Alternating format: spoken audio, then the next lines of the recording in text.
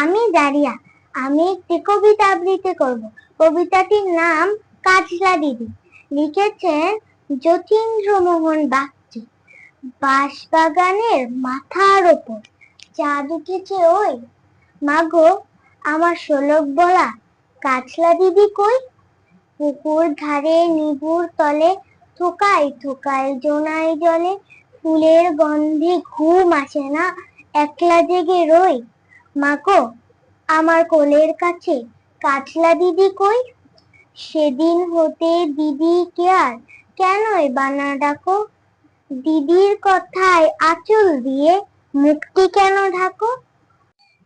খাবার খেতে আসি যখন দিদি বলে ডাকি তখন, ও ঘর থেকে কেন মার দিদি আসে না গো?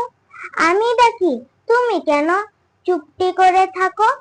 বলো মা দিদি কোথায় গেছে, আসবে আবার কবে? কাল যে আমার নতুন ঘরে পুতুল বিয়ে হবে, দিদির মতো ফাঁকি দিয়ে আমিও যদি লুকোই গিয়ে, তুমি তখন একলা ঘরে কেমন করে রবে? আমিও নাই দিদিও নাই, কেমন মজা হবে? ভুঁই চাপাতে ভরে গেছে শিউলি গাছের তল, মারাস নে মা পুকুর থেকে আনবে যখন জল।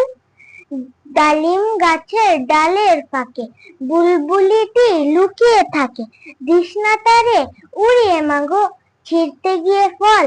দিদি এসে শুনবে যখন বলবে কি মা বল? বাঁশবাগানের মাথার ওপর চাঁদ উঠেছে ওই, এমন সময় মাগো আমার কাজলা দিদি কই? বেড়ার ধারে পুকুর পাড়ে ঝিঝি ডাকে ঝোপের আড়ে, রাত হলো যে মাগো আমার কাজলা দিদি কই?